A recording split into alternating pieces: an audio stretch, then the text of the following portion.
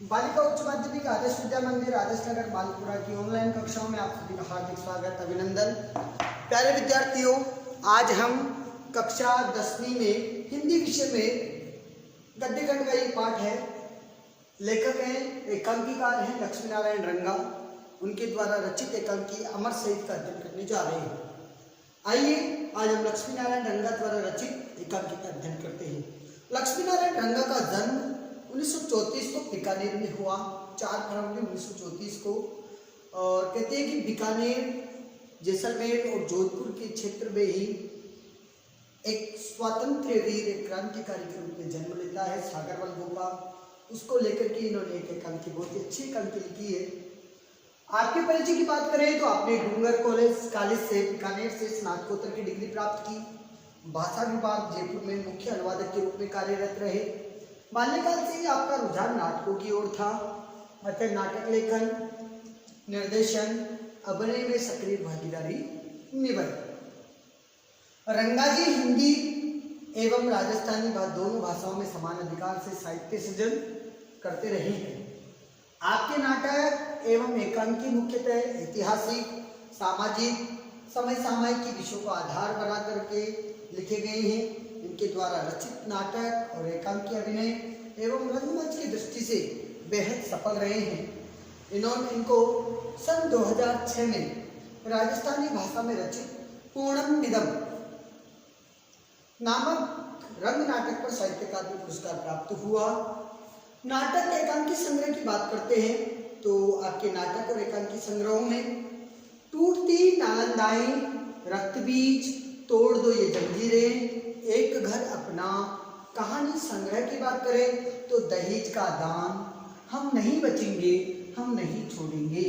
कविता संग्रह में हरिया सुवटिया, इनका राजस्थानी भाषा में लिखा गया ये कविता संग्रह है। और बाल कहानियों की बात करें तो टमर कटू, राजस्थानी भाषा में इनका टमर कटू, इनका बाल कहानी संग्रह है। आज हम बात करने जा रहे हैं लक्ष्मी नारायण रंगा की अमृतत्व प्राप्त लेखनी से रचित अमर शहीद नाम की एकांकी। शहीद हैं, शहादत जिसने प्राप्त की है, लेकिन शहादत प्राप्त करने के बाद जो अमृतत्व को प्राप्त कर गया, ऐसे वीर स्वातंत्र्य सेनानी रहे सागरमल गोपा की। और कहते हैं कि सागरमल गोपा ने एक पुस्तक लिखी जैसलमेर में गुंडा राज, ऐसा उन्होंने लिखा। और उस पुस्तक की प्रकाशित करके सब कुछ पूरे जो है जैसलमेर राज्य में वितरित की। और उसके बाद जो हुआ वो काल के इतिहास में अमिट छाप छोड़ गया। उन्हें जेल में जिंदा जला दिया गया। और उस स्वतंत्र वीर को लेकर के उन्होंने ये एकांकी लिखी। इस एकांकी में राजस्थान में स्वतंत्रता आंदोलन के प्रेरणा स्रोत रहे वीर शिरोमणि सागरमल गोपा द्वारा मातृभूमि की स्वतंत्रता के लिए प्राण न्यौछावर करने की यशोगाथा है। सागरमल गोपा ने जैसलमेर राज्य के स्वेच्छाचारी शासन, अत्याचारी एवं निरंकुश सामंतशाही के विरुद्ध क्रांति का बिगुल बजाया। इससे क्रोधित हो सत्ताधारी वर्ग ने, जो उस समय तत्कालीन सत्ता में था, उस वर्ग ने उन्हें बंदी बना लिया। बंदी गृह में उन्हें अमानवीय यातनाएं दी गई। लेकिन आपने आतताई शासन के सामने झुककर माफीनामे पर हस्ताक्षर नहीं किए और दस्तखत करने से मना कर दिए। और इसी के कारण 3 अप्रैल 1946 को आपको सागरमल गोपा को जेल में ही जिंदा जला दिया गया। आपकी शहादत ने राजस्थान में जो स्वतंत्रता संग्राम जो चल रहा था, उस स्वतंत्रता संग्राम में आज याद रखिएगा कि बहुत से लोग स्वतंत्रता संग्राम का मतलब 1857 से ले लेते हैं, वो नहीं है। यहाँ स्वतंत्रता संग्राम का मतलब है अंग्रेजों से लड़ाई में, अंग्रेजों से आज़ादी की लड़ाई का अंतिम दौर जो चल रहा था, उस दौर की बात है। नए प्राण कर दिए। अब आता है तात्विक दृष्टि से देखिएगा कि एकांकी के तत्वों को देखे, उस दृष्टि से अमर शहीद एक सफल एकांकी है। इसकी संवाद योजना में औजपूर्ण भाषा शैली का प्रयोग पाठकों का ध्यान आकृष्ट करती है। एकांकी के तत्वों की बात करें कि एकांकी के तत्वों में कौन कौन से तत्व होते हैं, देखिएगा कहानी है अमर शहीद,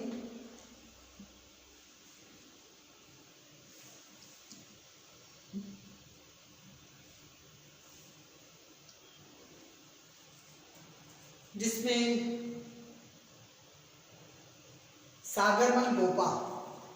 अमर शहीद की एकांकी है। एकांकी के तत्वों की बात करें तो जिसमें पात्र, कथानायक, कथा वस्तु, कहानी के लिए कथा का विस्तार या यूं कहे तो एकांकी का विस्तार और संवाद, ये उसमें मुख्य होते हैं। पहला आता है पात्र। पात्र कौन कौन से हैं? एक सागरमल गोपा है जो 46 वर्षीय है, स्वतंत्रता सेनानी, धोती और कुर्ता उन्होंने पहन रखा है, हाथ में दोनों हाथों में हथकड़ियां हैं और पांव जो है दोहरी बेड़ी से जकड़े हुए हैं। दूसरा पात्र है गुमान सिंह रावलोट जो कि पुलिस अधीक्षक है। एक है जेलर कर्णीदान, जैसलमेर जेल का इंचार्ज, जैसलमेर जेल का इंचार्ज है। बीरबल मुनका सोहीन और अहमद कलर सिपाही उनके दोनों सिपाही हैं। पर्दा गिरता है। समय 3 अप्रैल 1946 का दिन है, दोपहर का समय है। पर्दा उठाने पर जेल की कोठरी का आंतरिक भाग दिखाई दे रहा है। सामने की दीवार पर लोहे का दरवाजा खुला है। रंगमंच के बीच पर सागरमल गोपा बैठा है, उसके हाथ पीछे करके उल्टी हथकड़ी लगाए हुए, हाथ जो है हाथों में पीछे करके हाथों में उल्टी हथकड़ी लगी हुई है। पांव में भारी बेड़ियां हैं और बेड़ियों के कारण जो है पांव में जो है वो घाव पड़ गए हैं, उनसे खून बह रहा है। सागरमल गोपा ने धोती कुर्ता पहन रखे हैं जो मैले और कुचेले हैं, लगता है बरसों से उन्हीं को पहन रखा हो। बेतों से बार बार पीटने से कपड़े की जगह जगह कपड़ा जो है वो जगह जगह से फटा हुआ है तथा उन पर खून के दाग लगे हुए हैं। सागर के चेहरे पर गहरी वेदना के चिन्ह हैं। वह हिलता है तो दर्द से हल्की चीख निकल जाती है। वह दांत पींचकर दर्द को दबाने की कोशिश करता है, पर नीचे के जो अंग हैं उन अंगों में मिर्ची की लुगदी चढ़ाई गई होने के कारण उसके तोड़े हिलते ही तेज चीख बरबस निकल जाती है। पीछे के दरवाजे में जो गुमान सिंह रावलोत है वो खूनी भेड़ी के समान नजर और मुस्कान लिए खड़ा है। ये कहानी का आपको क्लाइमेक्स देखने को मिला। ये एकांकी का क्लाइमेक्स आपके सामने आया कि दृश्य क्या है दृश्य पटल पे। उस दृश्य का अब मंचन होने जा रहा है मंच पे, और देखिएगा वो मंचन जो है वो इस तरीके से होता है। एकांकी का मुख्य पात्र है सागरमल गोपा। चीख करके नहीं नहीं नहीं, ये पीड़ा, ये अपमान, ये आग अब नहीं सही जाती। प्रत्युत्तर में गुमान कहता है हा हा हा हा हा, नहीं सही जाती तो महारावल जवाहर सिंह से माफी मांग लो। आपको मैं बता देता हूं कि जवाहर सिंह वहां का सामंत है जैसलमेर का, और इन्हीं के सामंतशाही में जो अत्याचार हुआ उसी के लिए सागरमल गोपा ने जैसलमेर में गुंडा राज नामक पुस्तक लिखी और उसका वितरण करवाया, विरोध किया जवाहर सिंह का। तो गुमान सिंह कहता है कि नहीं सही जाती तो सागर महारावल जो जवाहर सिंह है उससे माफी मांग लो कि गलती हो गई, आज के बाद नहीं होगी, तुम्हें माफ कर दिया जाएगा। सागरमल गोपा उत्तर देते माफी किस बात की माफी, कौन से अपराध के लिए माफी? गुमान सिंह कहता है सागर अगर एक अपराध हो तो बताऊं, राजद्रोह करके तुमने तो जैसलमेर की नाक कटवा दी। तुमने जो राजा का द्रोह किया, राजा का विद्रोह किया है, ये राजा का विद्रोह करके तुमने तो चारों तरफ जैसलमेर की नाक कटवा दी है। सागरमल गोपा उत्तर देते हैं, राष्ट्र प्रेम करके नाक ऊंची करवा दी गुमान सिंह। सारे देश में, सारी दुनिया में। गुमान सिंह पुनः उत्तर देता है, लानत है तेरी इस नाक पर। तू सोचता है राष्ट्र प्रेम से करवा दी? धिक्कार है तेरी इस इज्जत पर।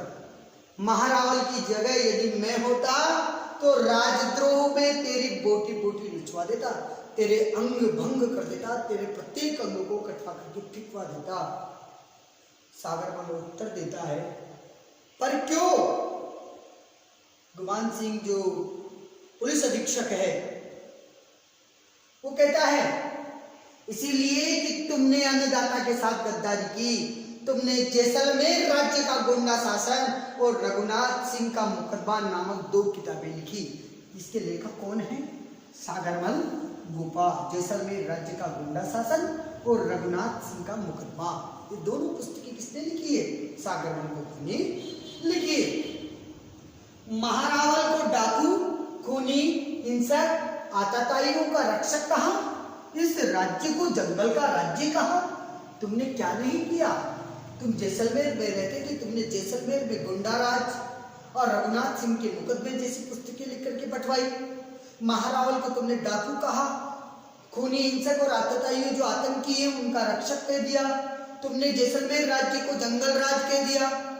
तुमने तो इस जैसलमेर की आन बान शान को मिट्टी में मिला दिया। सागरमल ने कहा, अपने गौरवान्वित भाव में कहा, अपने कलेजे पे हाथ रखकर सोच गुमान सिंह, क्या मैंने ये गलत कहा है?